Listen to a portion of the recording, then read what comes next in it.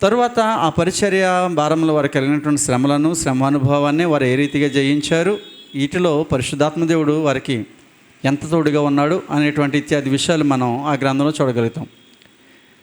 శనివారం రాత్రి మందిరంలో ఒక క్యారెక్టర్ గురించి మనం మాట్లాడుకుంటూ ప్రారంభ వచనాన్ని చదివాము. ఆ వచనమే మరలా చదువుదాం. ఓ థెయోఫిలా, యేసు తాను ఏర్పరచుకొనిన అపోస్తులకు పరిశుద్ధాత్మ ద్వారా ఆజ్ఞాపించిన తరువాత ఆయన పరమునకు చేర్చుకోబడిన దినము వరకు, ఈ మాటను గుర్తుంచుకోండి, చేర్చుకోబడిన దినము వరకు ఆయన చేయుటకును బోధించుటకును ఆరంభించిన వాటినన్నిటినీ గూర్చి నా మొదటి గ్రంథములో రచించి తిని. చదవండి. ఆయన శ్రమపడిన తరువాత 40 దినముల వరకు వారికి అగపడుచు దేవుని రాజ్య విషయములను గురించి బోధించుచు అనేక ప్రమాణములను చూపి వారికి తనను తాను సజీవునిగా కనబరుచుకొనెను. ఆయన ఇలాగూ ఆజ్ఞాపించాను, మీరు యెరూషలేము నుండి వెళ్ళక నా వలన వినిన తండ్రి యొక్క వాగ్దానము కొరకు కనిపెట్టుడి. యోహాను నీళ్లతో బాప్తిసం ఇచ్చాను, కానీ కొద్ది దినములలోగా మీరు పరిశుద్ధాత్మలో బాప్తిస్మము పొందెదరని అనెను. కాబట్టి వారు కూడి వచ్చినప్పుడు, ప్రభువా, ఈ కాలమందు ఇశ్రాయేలునకు రాజ్యమును మరలా అనుగ్రహించదవా అని ఆయనను అడుగగా, ఆయన కాలములను సమయములను తండ్రి తన స్వాధీనమందు ఉంచుకొని ఉన్నాడు, వాటిని తెలుసుకొనుట మీ పని కాదు. ఆయనను పరిశుద్ధాత్మ మీ మీదకి వచ్చినప్పుడు మీరు శక్తి నొందెదరు గనుక మీరు యెరూషలేములోను యూదయ సమరయ దేశములందంతటను భూదిగంతముల వరకును నాకు సాక్షులైందరనియు వారితో చెప్పెను. ఈ మాటలు చెప్పి చూచుచుండగా ఆయన ఆరోహణమాయెను. అప్పుడు వారి కన్నులకు కనబడకుండా ఒక మేఘము ఆయనను కొనిపోయెను అనేటువంటి సందర్భాన్ని మనం చూస్తున్నాం. ప్రియులరా, ఎన్నో వచ్చిన వరకు చదవండి. ఎన్నో వచ్చిన వరకు చెప్పండి. 9వ వచనం వరకు. మనం ఈ 9వ వచనం వరకు ఆరోహణమాయెను అనేటువంటి సందర్భం వరకు చాలా విషయాలు మనం ఎన్ని రోజుల్లో మాట్లాడుకున్నాం చెప్పండి. ఎప్పటి నుంచి మాట్లాడుతుంటూ వస్తున్నాం చెప్పాలి? 4 రోజుల నుండి మాట్లాడుకుంటూ వచ్చాం కదా. అంటే ఇది ప్రారంభించకపోయినా ఈ లేఖనాల్లోని ఆ వచనాలను, ఈ గ్రంథంలోని వచనాలను చూపిస్తూ చాలా విషయాలు మనం మాట్లాడుకున్నాం.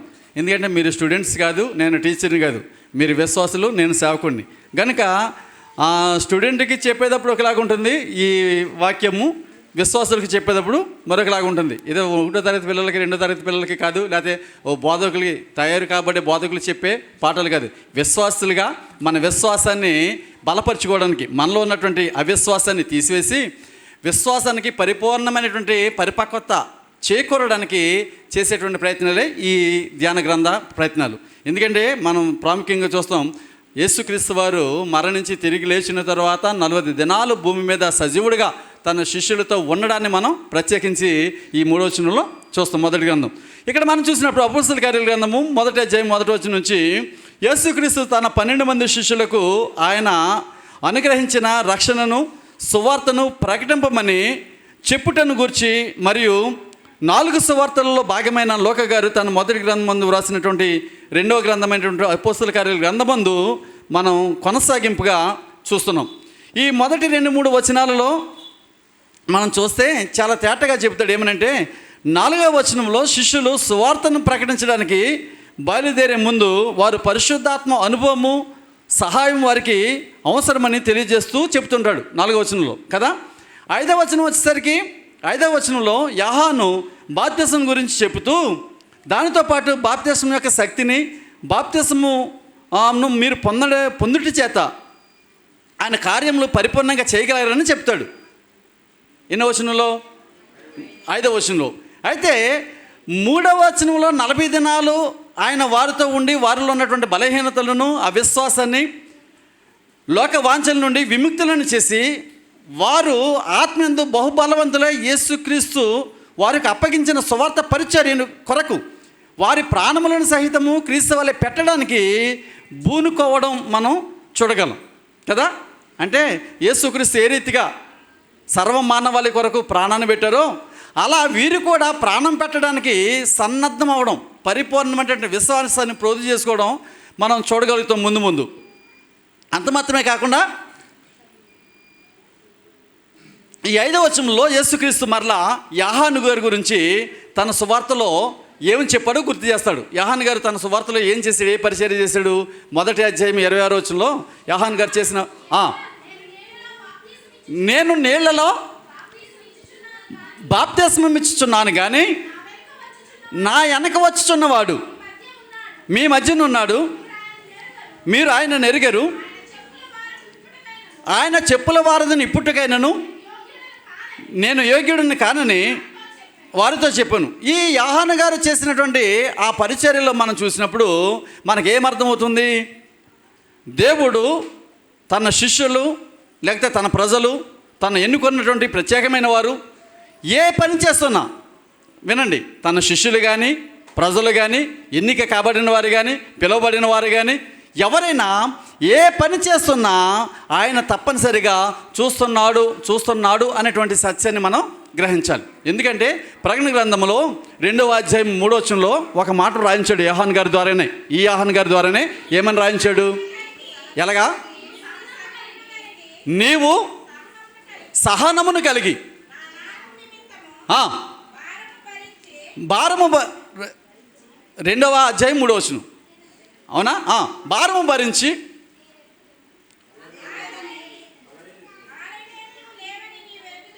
ఎలాగా? నీవు సహనము కలిగి నా నిమిత్తము భారము భరించి అలయలేదని. అలయలేకపోవడం ఏంటి? అలసిపోలేదని, సొక్కిపోలేదని, సోలిపోలేదని మనం అంటూ ఉంటాం కదా. ఏమ్మా ప్రార్థనకి ఎందుకు రాలేదంటే ప్రొద్దంతా పని చేసామండి, అలసిపోయామండి అంటాం. ప్రార్థనకి ఎందుకు రావడం లేదంటే ఖాళీ లేదండి అంటాం. ప్రార్థనకి ఎందుకు రావడం లేదంటే ఇంట్లో ఏదో శోధన అని అంటాం. ప్రార్థనకి ఎందుకు రావడం లేదంటే ఎవరో చుట్టాలు వచ్చారని అంటాం. ప్రార్థనకి ఎందుకు రావడం లేదంటే చాలా పని ఒత్తిడి ఉందండి అని చెప్తుంటాం. వినండి, కానీ ఈ పని ఒత్తిడి కానీ, చుట్టాలు రావడం కానీ, నీవు అలసిపోవడం కానీ ఇవన్నిటిని ఎవరు చూస్తున్నారు చెప్పండి? ఆయన అన్నాడు ఆ 2వ అధ్యాయం 3వ వచనంలో నీ క్రియలు నేను ఎరుగుదును, తర్వాత నీ కష్టమును నీ సహనమును నేను ఎరుగుదును అన్నాడు. వినండి, మన కష్టము ఎవరికి తెలుసు? మన కష్టం ఎవరికి తెలుసు? దేవునికి తెలుసు. మన క్రియలు ఎవరికి తెలుసు? మనం చేసే పనులు. మన సహనం ఎవరికి తెలుసు? దేవుడికి తెలుసు. చాలామంది ఆ ముసలివారి సహితము రాలేకపోయినా, కళ్ళు కనబడకపోయినా వారు దేవుని సన్నిధికి రావడానికి కారణం ఏంటి తెలుసా? ఇది మిక్కిలి అనుకూల సమయమని. ఈ సమయాన్ని వ్యర్థమ చేసుకుంటే రేపటి దినం ఏమవుతుందో, ఏమి సంభవిస్తుందో మనకు తెలియదు. కనుక నేడు అనేటువంటి ఈ సమయం ఉండగానే ప్రభు సన్నిధిని దర్శించాలి, ఆయన ముఖ దర్శనము చేయాలి. ఆయన ముఖ దర్శనము చేయటం ద్వారా కలిగేటువంటి ఈ గొప్ప సంతోషాన్ని నేను అనుభవించాలి అనేటువంటి ఆనందంతో వారికి వాక్యం చదవడం రాకపోయినా, వారికి పాటలు పాడడం రాకపోయినా, వారు చప్పట్లో కొట్టేటువంటి స్థితి వారిలో లేకపోయినా వారు వచ్చి ఈ యొక్క ఆరాధనలో పాలుభాగస్తులు కావడానికి గల కారణం ఏంటంటే దేని కొరకు? ప్రసన్నత కొరకు. ఇక్కడ మనం చూస్తే అంటాడు, నీ కష్టమును నీ సహనమును నేను ఎరుగుదును, నీవు దుష్టులను సహింపలేవనియు అపోస్తులు కాకయే తాము అపోస్తులమని చెప్పుకొని వారిని నీవు పరీక్షించి వారు అబద్ధికులనియు అంటే చూడండి, వీరికి ఉన్నటువంటి విశ్వాసము ఎంత పరిపూర్ణంగా కనబడుతుందో. అంటే దేవుని నిజమైనటువంటి ఆ భక్తిభావంతో ఆరాధిస్తే మనుషులు ఎటువంటి వారు, మన ఆరాధన ఏ విధంగా ఉందో, మన విశ్వాసం ఎలా ఉందో, ఎదుటివారి విశ్వాసం బలహీనతలు బలాలు ఎలా ఉన్నాయో మనం తప్పనిసరిగా ఆలోచన చేస్తాం. ఎందుకంటే దేవుడు ప్రతి పనిని మనం చేసే ప్రతి పనిని దేవుడు చూస్తున్నాడు అంటున్నాం కదా, అనుకున్నాం కదా ఎప్పుడు ఈ ప్రకటన గ్రంథంలో రాయబడిన గ్రంథాన్ని బట్టి. కానీ మొదటి గ్రంథంలో కూడా రాస్తాడు ఆయన. మొదటి గ్రంథంలో కూడా ఏమని రాస్తాడు అంటే చూడండి ఒకసారి, ఒక సందర్భంలో ఆదికాండము 4:18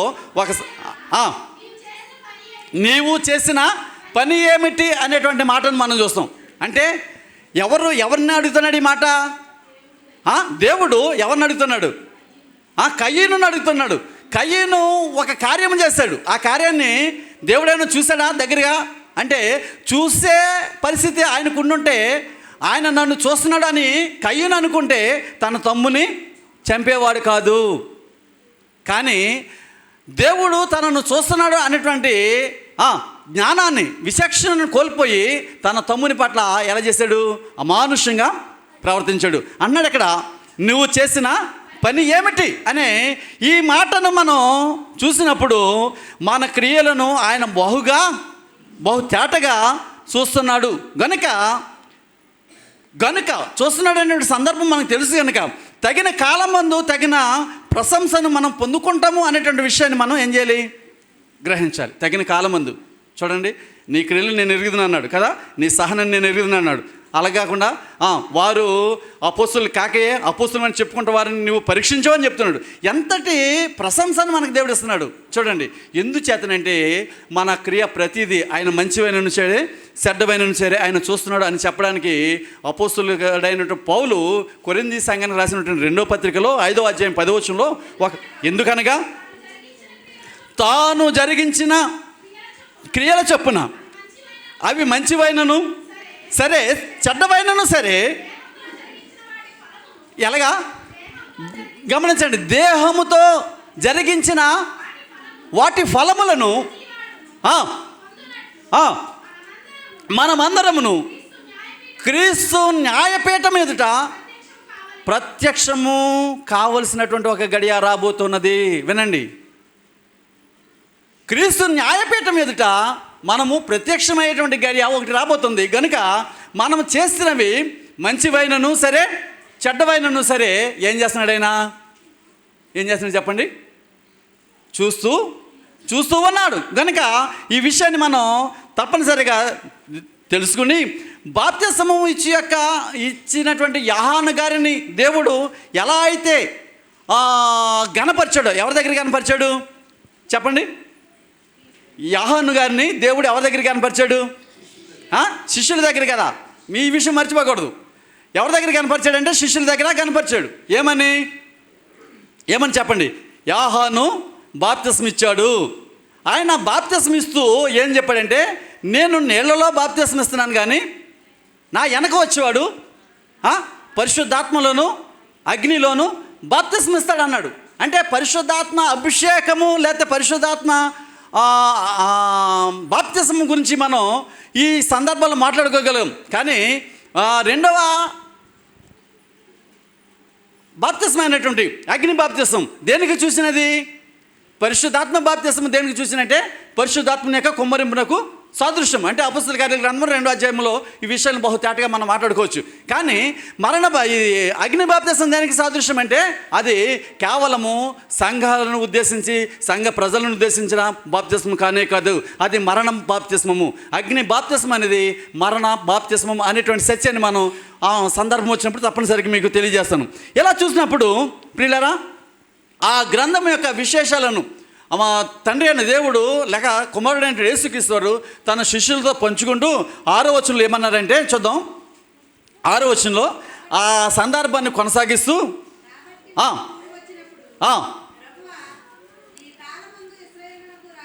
ఈ కాలమందు ఇశ్రాయేలీయులకు రాజ్యమును మరలా అనుగ్రహించేదవని అంటున్నారు. వినండి, ఆయన ఏం మాట్లాడుతున్నారు? 5వ వచనంలో ఏమన్నా మాట్లాడారు ఆయన? చదవండి.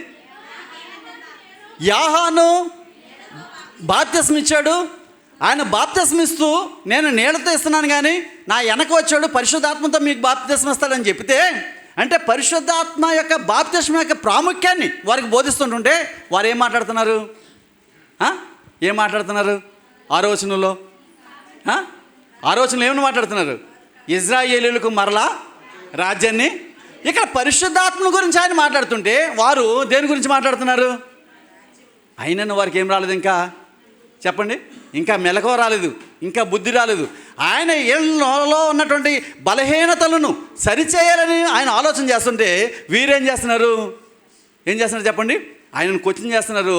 మరలా ఇజ్రాయేలీలకి రాజ్యాన్ని ఇస్తామని అడుగుతున్నాడు. అయితే 7వ వచనంలో ఏమని అన్నాడు ఆయన? నేను రాజ్యాన్ని ఇస్తాను, రాజ్యాన్ని ఇవ్వను అని చెప్పకుండా ఏం చెప్తున్నాడంటే, కాలము సమయంలోనూ ఆయన తండ్రి తన ఆదిమంలో ఉంచి ఉన్నాడని చెప్పేసి మాట్లాడతారు. ఇక్కడ చూద్దాం మనం ఈ ఆలోచనలో శిష్యుల యొక్క ఉద్దేశంలో దేవుని రాజ్యం అనగా పాత నిబంధన గ్రంథంలో ఉన్నటువంటి రాజ్యాలు మనకు తెలుసు కదా. పాత నిబంధన గ్రంథంలో ఉన్నటువంటి రాజ్యాలు ఏ రాజ్యాలు తెలుసు చెప్పండి?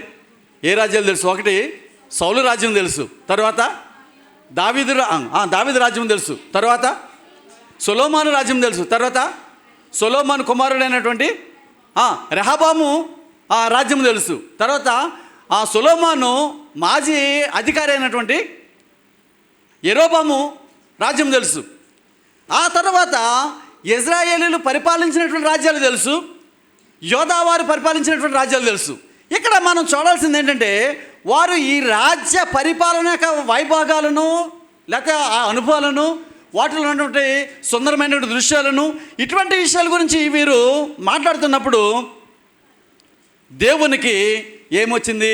ఆ యేసుక్రీస్తు వారికి ఏమొచ్చిందంటే వారి మీద కోపం వచ్చింది. ఎందుకంటే మనం ఉదాహరణకు సొలొమోను రాజు కాలంలో జరిగినటువంటి పరిపాలన మనం చూసినప్పుడు తండ్రి అయిన దేవుడు దావీదుతో, నాకు నువ్వు కట్టనుద్దేశించినటువంటి మందిరాన్ని నీవు కాదు, నీ చేతులు అనేక యుద్ధాలు చేసి నీ రక్తం ఒలికించాయి నీ చేతులు, గనుక నీ తరువాత నీ కుమారుడైనటువంటి సొలొమోనును నేను ఎన్నుకుంటున్నాను, రాజుగా నియమిస్తున్నాను, అతని కాలంలో నాకు ఒక పరిశుద్ధ దేవాలయాన్ని కడతాడని చెప్పేసి మాట్లాడతాడు.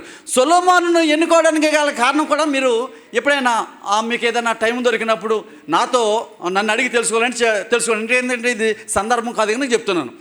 ఆ సొలొమోనునే దేవుడు ఎందుకు ఎన్నుకున్నాడు అనేటువంటి సందర్భాన్ని, అంతమంది రాజులు ఉండగా, దావీదుకు చాలామంది కుమారులు ఉండగా, ఫలానా వ్యక్తిని చేస్తానని చెప్పలేదు కానీ నీకు ఎప్పుడు కూడా ఒక దీపాన్ని ఉంచుతాను అని చెప్పిన దేవుడు సొలొమోనునే ఎందుకు ఎన్నుకున్నాడు అనేటువంటి ఆలోచన మనకు వస్తే, అటువంటి డౌట్ మీకు ఎప్పుడైనా వస్తే దాని గురించి నేను అడగని చెప్తాను. అయితే సొలొమోను తర్వాత తన కుమారుడైనటువంటి రెహబాము మన పరిపాలన చేసినప్పుడు చూడండి, ఆ రాజుల మొదటి గ్రంథము 11వ అధ్యాయం 43వ వచనంలో ఒక సందర్భాన్ని మనం చూస్తాం. నిద్రించి ఒకరు చదవండి. తరువాత అతని కుమారుడైన ఎవరు? రెహబాము అతనికి మారుగా రాజైను. తర్వాత రెహబాము మీద తిరుగుబాటు చేసిన తర్వాత ఇంకొక వ్యక్తి అంటే ఐక్య వంశానికి 12 గోత్రాలకు రాజుగా ఈయన ఉన్నాడు. ఎవరు? రెహబాము గారు. అయితే ఆయన మీద కొంతమంది తిరుగుబాటు చేసిన తర్వాత ఈ 12 గోత్రాలు ఏం చేయబడుతున్నాయంటే విభాగింపబడుతున్నాయి. చూడండి, అప్పుడే ఒక రాజు ఎంటర్ అవుతాడు, అతనే యెరోబాము. రాజుల మొదటి గ్రంథం 12వ అధ్యాయము 1వ వచనం నుంచి చూస్తే ఏమా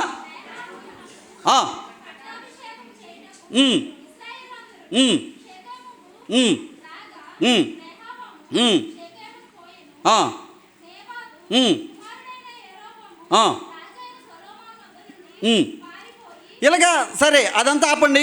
ఇలా రాజుల యొక్క కార్యనిర్వాహకాలను మనం చూసినప్పుడు ఇలాగా ఈ ఏ రాజులు పరిపాలన చేస్తారో మనం ఇప్పుడు చిన్న మాటగా చెప్పుకున్నాం.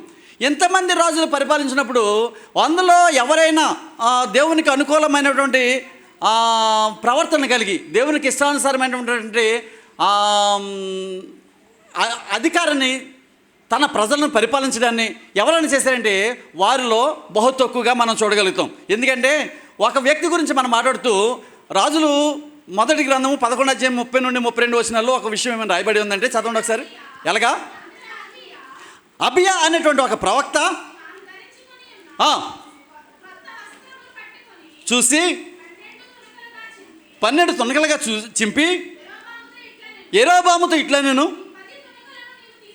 10 తునకలను నీవు తీసుకొనుము. యెరోబాము అంటే ఎవరని చెప్పాను? రెహబాము కాదు, సొలొమోను యొక్క మాజీ నిర్వాహకుడు. వినండి, అతను యెరూషలేము దేవాలయం కట్టుటలో బహుముఖ ప్రజ్ఞశాలిగా ఉంటూ అనేక దినాలు ఆ మందిర నిర్మాణంలో పాలుభాగస్తుడై ప్రజల మన్నన పొందినవాడు. వినండి, రెహబాముకి యెరోబాముకి అంతటి ప్రాధాన్యతను ఇవ్వడానికి గల కారణం ఏంటంటే, యెరోబాము సల్మాన్ గారి యొక్క మాజీ నిర్వహణాధికారి. అయితే ఇతను ఒక అధికారిగా ఉంటూ ఆ యెరూషలేము దేవాలయం కట్టడంలో ప్రముఖ ప్రజ్ఞను ప్రదర్శించి, అంటే తన యజమానుడు చెప్పినట్టుగా ప్రతి కార్యాన్ని సక్రమంగా ఘనంగా జరిగించి ఆ పనిని తొదముట్టించే కార్యక్రమంలో అలుపెరగని యోధుడిగా పనిచేశాడు కనుక ఆనాటి ప్రజలు, ఆ ఇజ్రాయేలీలందరూ కూడా అతని మీద ఏముంచారు? గొప్ప నమ్మకం నుంచి ఇతను ఒక నమ్మకమైన వ్యక్తి అనుకున్నాడు. అంత మాత్రమే కాకుండా ఎవరైనా ఈ ప్రవక్త ఏమని చదవం ఇప్పుడు మీరు? అహియా అనేటువంటి ప్రవక్త అతను చూసినప్పుడు ఇతను రాబోయే రోజుల్లో ఇజ్రాయెల్ను పరిపాలించేటువంటి స్థితిని కలిగి ఉంటాడు అనేటువంటి ఒక ప్రవచనాన్ని చెప్తాడు. అది క్రీస్తు పూర్వము, అంటే క్రీస్తు కొంచెం ఇంచుమించు ఇంకా 2000 సంవత్సరాలకి 1200 సంవత్సరాలకి పుడతాడనగా 8వ శతాబ్దంలో 931 నుండి, అంటే 910 నుండి 930 వరకు పరిపాలించినటువంటి చక్రవర్తిగా ఈ యొక్క సైన్యాధికారిని మనం చూస్తాం. అయితే ఇతను ఏం చేస్తాడంటే దేవుడు ఇంతటి ఆధిక్యాన్ని ఇచ్చినప్పుడు, దేవుడు ఎంతో గొప్ప ఒక సామాన్యుడికి, ఒక ఉద్యోగిగా ఉన్నటువంటి వ్యక్తికి రాజ్యభారాన్ని, తన ప్రజలను, అందున 10 గోత్రాల వారిని పరిపాలించేటువంటి గొప్ప ఆధిక్యాన్ని ఇస్తే ఇతను ఏం చేస్తాడో తెలుసా? చూడండి, ఇజ్రాయేలీలు ప్రజలు యెరూషలేముకి వచ్చి యెరూషలేము దేవాలయంలో ఏం చేయాలి? ప్రార్థనలు చేయాలి కదా. ఇప్పుడు మనం ఈ అపొస్తలుల కార్యాల గ్రంథంలో కూడా ముందు అదే చూస్తాం. ఈ చరిత్ర మనకి రిపీట్ అవుతుంటుంది. యెరూషలేము వచ్చి ఆ ఇజ్రాయేల్ ప్రజలందరూ కూడా దేవునికి యాచనలు, అర్పణలు అర్పించాలి, బలులు అర్పించాలి. అయితే ఇతను ఏం చేస్తాడంటే, ఇతను కొన్నటువంటి అధికారం చేత ఇతను పరిపాలించేటువంటి ప్రాంతాలైనటువంటి ఏ ప్రాంతాలని మీకు చెప్పాను? దానులోను, బేతేలులోను. అంటే రాజులు 2వ రాజులు 10వ అధ్యాయం 29వ వచనం చూడండి ఒకసారి. రాజులు 2వ గ్రంథము.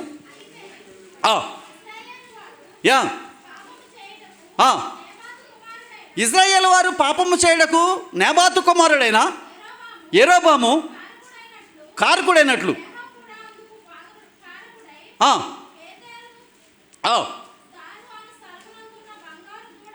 ఏ స్థలం అండి? ఏ స్థలాలు అవి? బేతేలు, దాను. అంటే ఆ ప్రాంతాలలో ఏం కట్టించాడు ఈయన చెప్పండి? యెరూషలేములో ఉన్నటువంటి దేవుడు ఈ దేవుడే. వినండి, మీరు యెరూషలేము వెళ్ళి దేవునికి ప్రార్థనలు, విజ్ఞాపనలు, యాచనలు, మొక్కుబడులు చెల్లించకలే. ఎందుకంటే అంతకంటే గొప్ప దేవుడిని ఇక్కడ మీ కొరకు ఏర్పాటు చేస్తాను. బంగారు దేవుడు అనేటువంటి రూపము, దూడ రూపం కలిగినటువంటి దేవుడిని తయారు చేశాడు. ఎక్కడంటే దానులోను, బేతేలులోను. ఏం కట్టించాడు? దేవుని మందిరాలు కట్టించి యెరూషలేము వెళ్ళి ఆరాధన చేయకుండా, యెరూషలేము వెళ్ళి పూజించకుండా, యెరూషలేములో కట్టబడిన దేవాలయం దేని కొరకు కట్టబడింది అంటే, సర్వ ప్రదేశాల్లో ఉన్నటువంటి ఇజ్రాయేలీలు ఎక్కడ ఉన్నా సరే ఏదైనా అది విశ్రాంతి దినాన్ని తప్పనిసరిగా దేవుని సన్నిధికి వచ్చి, ఆ ఆలయానికి వచ్చి వారు మొక్కుబడులు చెల్లించాలి, వారు స్తుతులు అర్పించాలి దేవునికి. వారు ఆ దేవుడు వారి జీవితాలు చేసిన ప్రతి మేలుని బట్టి కృతజ్ఞతాస్తుతులు చెల్లించాలి. దాని కొరకే అక్కడ దేవాలయం కట్టబడింది. అయితే దేవునికి ఆపాదించాల్సినటువంటి, దేవునికి చెందవలసినటువంటి మహిమను ఈడు ఏం చేస్తున్నాడు చెప్పండి? ఈ యెరోబాము ఏం చేస్తున్నాడు చెప్పండి? దొంగిలిస్తున్నాడు. ఎవరికి ఆపాదిస్తున్నాడు అంటే, వాడు తయారు చేసినటువంటి బంగారు దూడలకు మ్రొక్కేలాగా చేసి ఏం చేశాడు? ఇజ్రాయేలీలు పాపము చేయడానికి, తర్వాత దేవుని మీద తిరుగుబాటు చేయడానికి, తర్వాత ఇజ్రాయేలీల మీద దేవుని మహోగ్రత రగులుకోవడానికి కారకుడయ్యాడు. తన ప్రజలను పరిపాలించిన అనేక మంది రాజులను వారి రాజ్యములను మనం చూసినప్పుడు కొద్ది మంది మాత్రమే సుపరిపాలన అందించిన వారిగా మనం చూడగలుగుతాం. అందులో ఒకటి సౌలు గారు మొదట మంచి పరిపాలన అందించినా కానీ ఆఖరికి ఏమైపోయాడు? దేవుని ఏర్పాటు తన మీద లేదు. ప్రజలు కోరుకున్నారు. అసలు ప్రజలు కోరుకున్నప్పుడు మమ్మల్ని పరిపాలించడానికి నాయన ఒక రాజును మాకు దయచేయని దేవుని దగ్గర మొరపెట్టడం అనేసి వారు మాకు ఒక రాజు నియమించని ఎవరితో అడగడం మొదలెట్టారు? చెప్పండి. సమూయేలును అడగడం ప్రారంభించారు. మాకు ఒక రాజు నియమించని. అయితే దేవుడు ఏం చేశారంటే సమూయేలు వారిని పరిపాలించడానికి ఒక దేవుడిని కావాలనుకుంటున్నారు. కాబట్టి వారు నా దగ్గర ఆలోచన చేయడం మానేసి వారే ఆలోచన చేసుకుంటున్నారు. చూడండి, ఏదైనా మన జీవితంలో ఏదైనా ఒక కార్యము తలపెట్టినప్పుడు, ఒక పనిని సంకల్పించినప్పుడు అది దేవుని దగ్గర, మన ఉద్దేశాన్ని దేవుని దగ్గర పెడితే దేవుడు దానిని సఫలీకృతం చేస్తాడు. అంటే దేవుని దగ్గర పెట్టకుండానే మనం ఆలోచనలు చేసి మనుషులతో పంచుకుంటాం. ఎందుకంటే మనం మనుషులతో పంచుకున్నప్పుడు దేవునికి విరోధమైనటువంటి నియమము ఇది. దేవుడు ఇష్టపడడు ఈ నియమాన్ని, ఈ కార్యాన్ని దేవుడు ఇష్టపడడు అనుకున్నప్పుడు మనం దేవునితో చెప్పడం మానేసి నేరుగా ఎవరితో మాట్లాడతాం? మనుషులతో మాట్లాడతాం. అయితే మనుషులతో మాట్లాడితే మనుషులు ఏమైనా ఆ సమస్యకు పరిష్కారం చెప్పగలరా? ఏదో ఆ మనుషులు ఆ సమస్యలో నుంచి నిన్ను పైకి లేవనెత్తగలరా అంటే నథింగ్. ఇక్కడ ఈ ప్రజలు దేవుని దగ్గర మనవి చేయడం మనిషి దేవుని దగ్గర పరిష్కారం కొరకు ప్రార్థించకుండా సమూయేలు దగ్గర ప్రార్థిస్తున్నప్పుడు సమూయేలు దేవునితో మాట్లాడితే అన్నాడు, సరే ఆ ప్రజలు సమూయేలు నన్ను కాదని ఒక మనిషిని ఎన్నుకుంటున్నారు కాబట్టి ఆ మనిషిని నువ్వు ఇదిగో అయినా నేను విడిచిపెట్టగా ఒక వ్యక్తిని చూపిస్తాను, కీష్ కుమారుడు అని సౌలు ఉన్నాడు, ఆ సౌలును రాజుగా అభిషేకించని చెప్తాడు. అయితే ఆ సౌలు మొదట దేవునికి ఇష్టమైనటువంటి పరిపాలన చేసినప్పటికీ రాను ఏమైపోయాడంటే వ్యతిరేకి అయిపోయాడు, భ్రష్టుడైపోయాడు.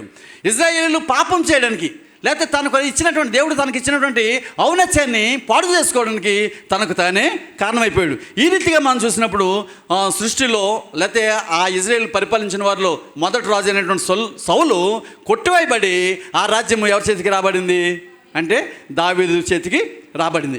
దావీదు చేతికి వచ్చినప్పుడు దావీదు ఎలా పరిపాలించాడు చెప్పండి? దావీదు ఎలా పరిపాలించాడు? అపోస్తలుల కార్యాల గ్రంథంలో 13:22 మనం చూస్తే ఏమని?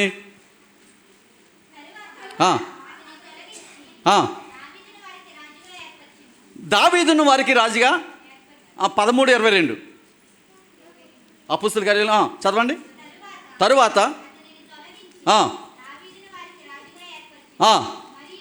మరియు ఆయన నేను యెషయా కుమారుడైన దావీదును కనుగొంటిని, అతడు నా ఇష్టానుసారుడైన మనుషుడు, అతడు నా ఉద్దేశములను నెరవేర్చున. ఎంతటి చక్కని కితాబండి అంటే చూడండి, దేవుడు ఒక చక్కని మనం అపోస్తలుల కార్యాల గ్రంథంలో చూసినప్పుడు యేసుక్రీస్తు వారు సాక్షాత్తు ఎవరి గురించి మాట్లాడాడు? యేసుక్రీస్తు వారు ఎవరి గురించి మాట్లాడాడు? ఇందాక మనం ఆల్రెడీ ఈ పాఠం కాడికి వచ్చేయాలి. ఎవరి గురించి మాట్లాడాడు? యోహాను గారి గురించి మాట్లాడారు కదా. యోహాను గారి గురించి మాట్లాడడానికి కారణం ఏంటి? ఆయన చేసినటువంటి పరిచర్య. ఆయన దేవుడు తనకు అప్పగించిన పరిచర్యను మరిచిపోక తన ప్రాణమును సహితం ప్రియమైనది ఎంచగా తనకు నచ్చినటువంటి ఆహారం తినడం కాకుండా దేవుడు ఏ ఆహారం అయితే ఇచ్చాడో ఆ ఆహారాన్ని తింటూ, ఏ వస్త్రాన్ని అయితే ఇచ్చాడో ఆ వస్త్రాన్ని కట్టుకుంటూ ఆయన సువార్తను ప్రకటిస్తున్నాడు. ఆ సువార్తను ప్రకటించే క్రమంలో అనేక మందికి బాప్తిస్మం ఇచ్చాడు. ఆ బాప్తిస్మం ఇచ్చిన క్రమము దేవుడు ఏం చేస్తున్నాడంటే చూస్తున్నాడు. గనుకనే శిష్యుల దగ్గర యోహాను నీళ్లతో బాప్తిస్మం ఇచ్చాడు. అయితే ఆ బాప్తిస్మం కంటే మరి శ్రేష్టమైన బాప్తిస్మం మీదకి రాబోతుంది, అదే పరిశుద్ధాత్మ బాప్తిస్మం అని చెప్పి మాట్లాడతాడు. అయితే వీరు ఈ సందర్భాలను మాట్లాడుతున్నప్పుడు పరిశుద్ధాత్మ గురించి ఆలోచించకుండా దేని గురించి ఆలోచన చేశారు? దేవుని రాజ్యం గురించి. అంటే మిన్ని రాజ్యం ఎప్పుడు వస్తుంది? ఎందుకంటే ఆయన అన్నాడు కదా, ఏమని చెప్పండి? దేవుని రాజ్యం గురించి ఏమని చెప్పాడు ఆయన?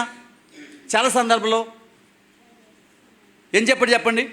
నీ రాజ్యం ఎప్పుడు వస్తుందంటే ఇక్కడ మనం చూస్తాం, యేసు తన శిష్యుల ప్రశ్నకు సమాధానం ఇవ్వక కాలములను గూర్చి సమయమును గూర్చి తెలుపుటలో రాబో కాలములలో వారు చేయబోవు బహుభారమైనటువంటి ప్రయాణం గురించి ఏమని చెప్పాడు యోహాను గారు?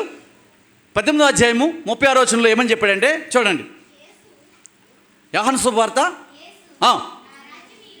నా రాజ్యము ఈ లోక సంబంధమైనది కాదు. మరి మరి ఈ మానవులు దేని గురించి మాట్లాడుతున్నారు? ఈ మానవులు దేని గురించి చూశారు? యుద్ధాలు జరిగినటువంటి రాజ్యాల గురించి చూశారు, మరణాలు జరిగినటువంటి రాజ్యాల గురించి చూశారు, వైభోగాలు అనుభవించినటువంటి రాజ్యాల గురించి చూశారు, కొట్టుకుని తన్నుకున్నటువంటి రాజ్యాలు, తన తండ్రినే మోసం చేసి కుమారులు రాజు అయినటువంటి రాజ్యాలను చూశారు. అంటే ఒక కుమారుడు రాజు అవడానికి ఇప్పుడు మనం అశోకుడు చెట్లు నాటెను అని చెప్తాం కదా కదా కానీ అశోకుడు రాజు అవ్వడానికి తన తోబుట్టులందరూ కూడా వధించాడు అనేటువంటి సత్యాన్ని మనం గ్రహించాం. వినండి, అంటే ఒక రాజ్యం మీద ఉన్నటువంటి కాక్ష ఎంత భయంకరంగా ఉంటుందో మనం ఈ చూసినప్పుడు చూడగలం. అయితే ఇక్కడ తండ్రి అయిన దేవుడు యోహాను గారి ద్వారా మాట్లాడిన మాటలలో నా రాజ్యము ఈ లోక సంబంధమైనది కాదు, నా రాజ్యము లోక సంబంధమైనది. అయితే నేను యూదులకు అప్పగింపబడుకున్నట్లు నా సేవకులు వినండి, ఈ రాజ్యము లోక సంబంధమైనది అయితే నా సేవకులు పోరాడడానికి ఉన్నారు, కానీ నా సేవకులు పోరాడిది ఈ లోక రాజ్యం గురించి కాదు, పరలోక రాజ్యం గురించి పోరాడాలి. యేసుక్రీస్తు వారు తన శిష్యులు కూడా చెప్పే మాట అదే. మీరు రాజ్యం అంటే ఈ రాజ్యం గురించి కాదునైనా మీకు చెప్పబోయేది ఒక రాజ్యం ఉంది, ఆ రాజ్యం కొరకు పోరాడాల్సిన బాధ్యత మీ మీద ఉంది. దాని కొరకే మీ శక్తి చాలదు కనుక, మీరు బలహీనులు కనుక, అవిశ్వాసులు కనుక, మీలో ఉన్నటువంటి ఆ బలహీనతను అవిశ్వాసాన్ని తీసివేసి మిమ్మల్ని ఒక భయంకరమైనటువంటి సాధకులుగా, అవసరమైతే ప్రాణం పెట్టేటువంటి పరిస్థితులను మీకు కల్పించడానికి పరిశుద్ధాత్మే మీకు తోడుకుంటాడు అనేటువంటి చెప్పే సందర్భాన్ని మనం ఇక్కడ చూస్తాం. అయితే ఇర్మియా ప్రవక్త ఒక మాటను ఉటంకిస్తూ 29వ అధ్యాయం 10వ వచనంలో అంటాడు, ఈ ఆజ్ఞ ఇచ్చుచున్నాడు బబులోను రాజ్యమునకు 70 సంవత్సరాలు గతించిన తర్వాత మిమ్మును గూర్చి నేను పలికిన శుభవార్త నెరవేర్చి ఈ సమయమునకు మీ స్థలమునకు మిమ్మల్ని తిరిగి రప్పించుటకు నేను మిమ్మల్ని దర్శించును అన్నాడు. అంటే దర్శన కాలం ఇశ్రాయేలులకు ఏమి దొరకబోతుంది? దర్శన కాలం దొరకబోతుంది. అదే మాటను దానియేలు గ్రంథకర్త అంటాడు 9వ అధ్యాయం 2వ వచనంలో కూడా. అతను 7వ బలిలో ఎలాగా మొదటి సంవత్సరం మందు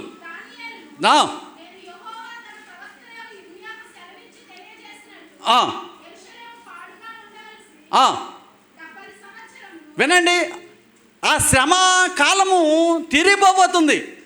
ఈ శ్రమకాలము తీరిపోయిన తర్వాత దొరికేటువంటి సంతోషం ఏదైతుందో ఆ సంతోషము యుగ యుగాలు తరతరాలు నిలిచేటువంటి సంతోషము.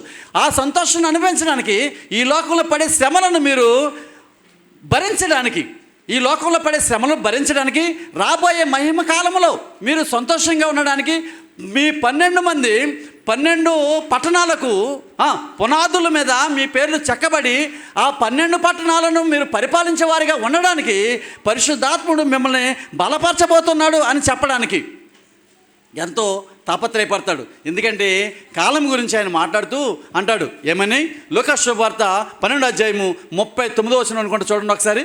లూకా శుభవార్త 12వ అధ్యాయము 39, 36 ఒకసారి చూడండి. ఎలాగ ఎన్నో వచ్చినది 39వ వచనం అంటాడు కాలం గురించి మాట్లాడుతూ, ఎలాగా దొంగ ఏ గడియ వచ్చును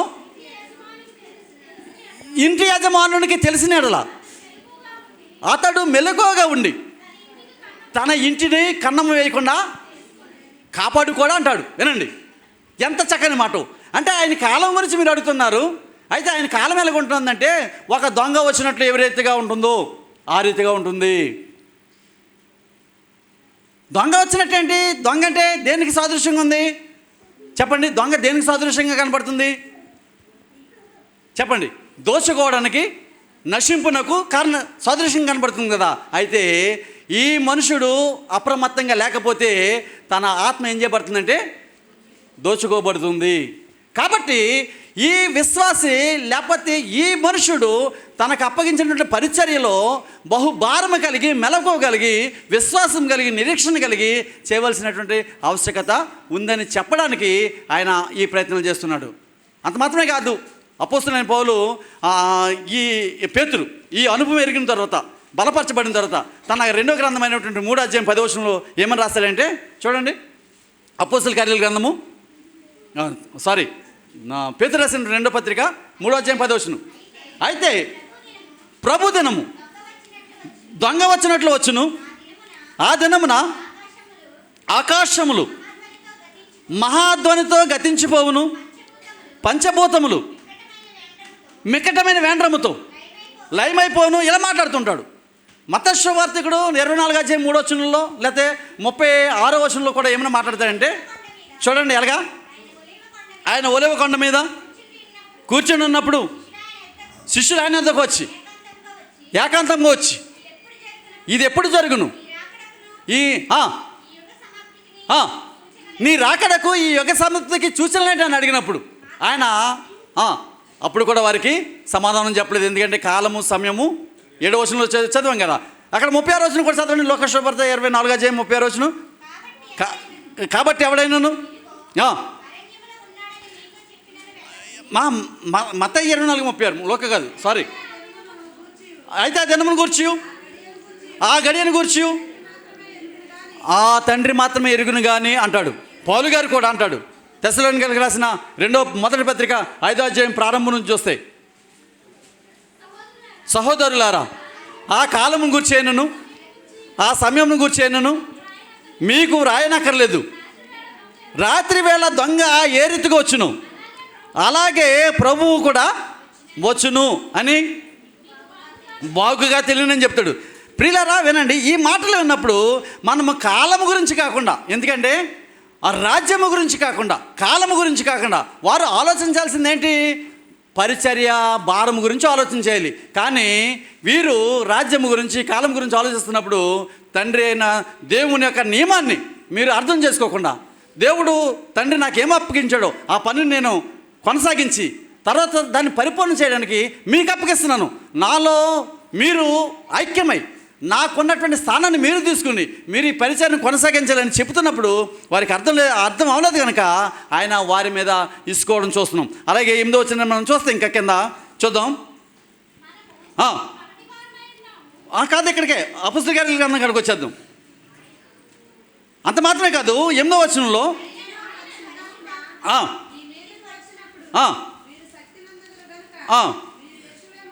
మీరు యెరూషలేములోను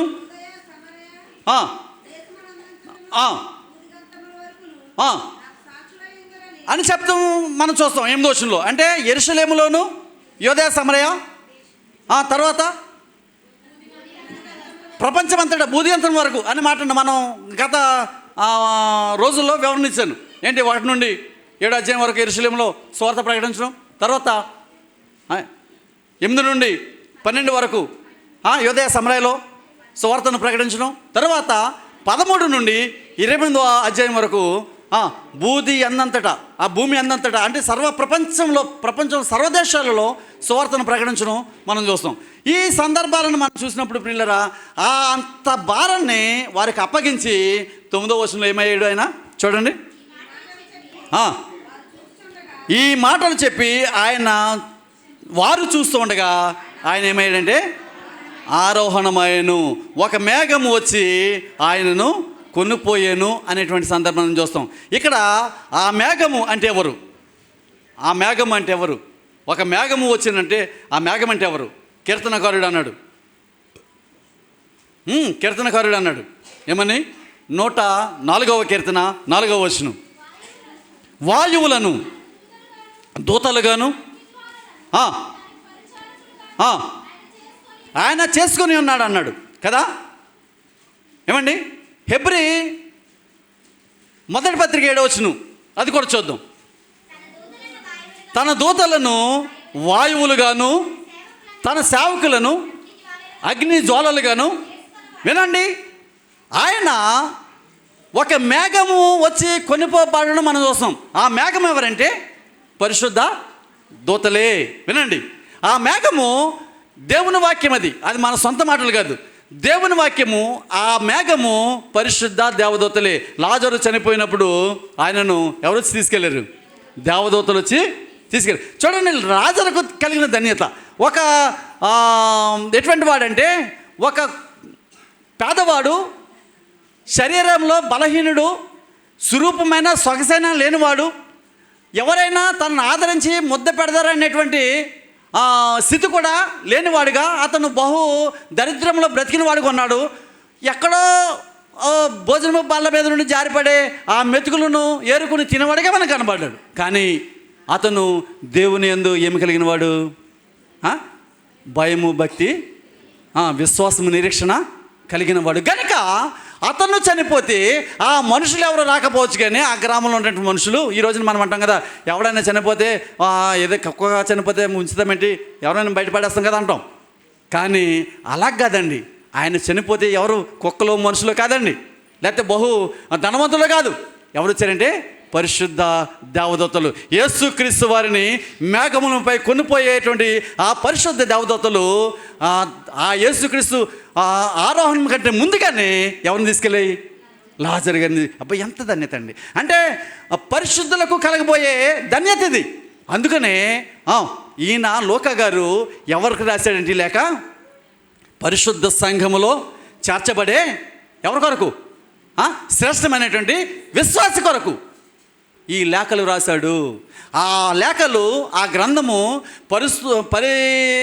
పరిశుద్ధులైనటువంటి 12 మంది శిష్యుల, లేకపోతే ఆ క్రమంలో చేర్చబడినటువంటి శిష్యుల, అపోస్తుల పరిచర్య నిమిత్తమే కాకుండా నేటి కాలంలో ఈ మహిమగల ఆయన స్థాపించినటువంటి మహిమగల సంఘంలో చేర్చబడినటువంటి ప్రతి శ్రేష్ఠులైనటువంటి వారి కొరకు ఈ గ్రంథము ఈ తరముల వారికి కూడా వ్రాయబడింది.